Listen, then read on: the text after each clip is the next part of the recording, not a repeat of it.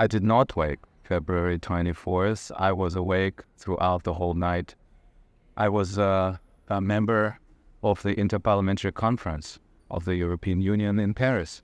And in fact, the whole night I was witnessing through the English, German, and Russian-speaking media what was going on, and it was immediately clear to me, this is the end of the world, and this is the end of the continent as we had known it before.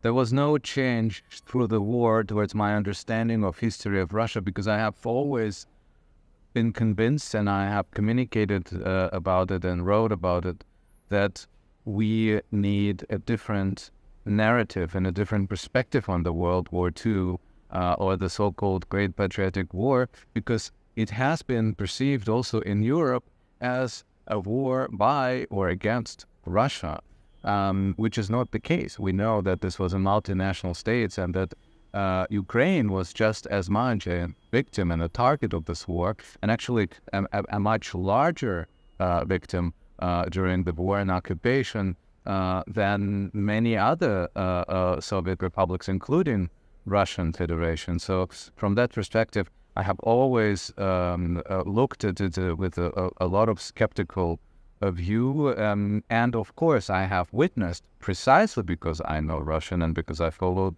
the propaganda in the Russian Federation, how this history had been instrumentalized for years during the Putin time. So from that perspective, what I have been seeing now is a logical consequence of this remodeling of narratives, of this propaganda and instrumentalization of history that I have been witnessing for the past 20 years in the Russian Federation. And yes, my relationship to Russian is one of my tongues, one of my languages in which I operate on a daily basis, has become more ambivalent. I am very hesitant to speak in Russian and to address in Russian our Ukrainian friends and partners, and I always ask for permission to start speaking Russian with them, even if they are Russian speakers themselves.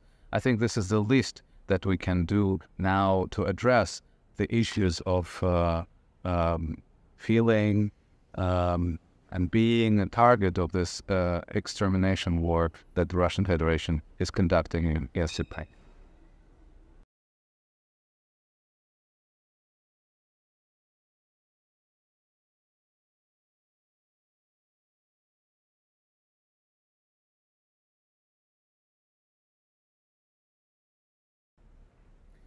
I think it actually has reminded me of the fact that I have long forgotten that my identity in the Soviet Union and in the Russian Federation was never a Russian identity. It was always a Jewish identity. I have become Russian, or der Russe in German, actually after I have immigrated to Germany. This is how the German society called us. This is what the German society made out of me.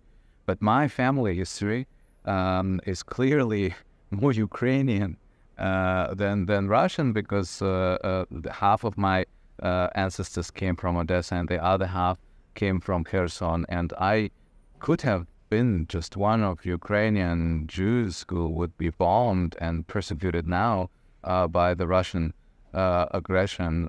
From that perspective, this war has reminded to me about the complexities of our identity, and this is not black and white. And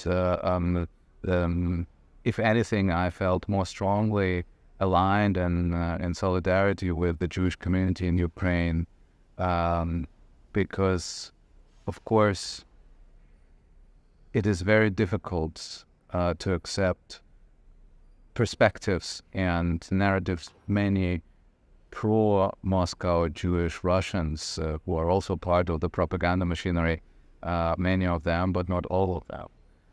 Basically, maybe I started feeling more human rather than someone whose identity is clearly defined.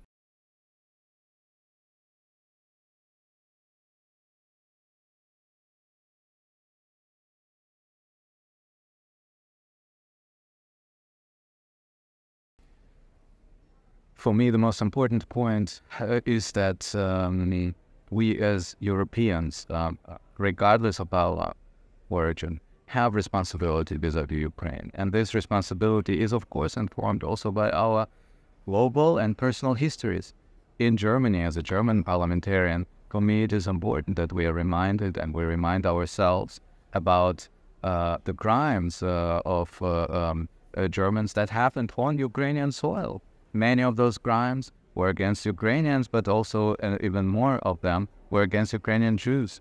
As someone who is Jewish, I of course feel reminded about our lessons from history, and I was one of the first voices in the German political debate who called Russian situation in Russia a fascist type of state, who talked about the war of extermination vis-a-vis Ukraine, and who is convinced that certain elements of this war are genocidal.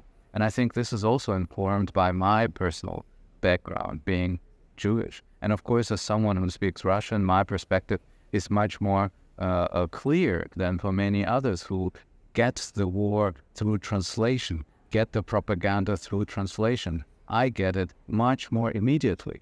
And that's why my antennas, my radar is much faster. I can explain to people, or I can alert people to things that are more kind of my gut feeling and that warn me much faster through the style of what is being said, through the context of what is being said. This is lost very often through translation into other languages. So all of those different boxes of my identity contribute to a very specific and a very clear solidarity sense towards Ukrainian people.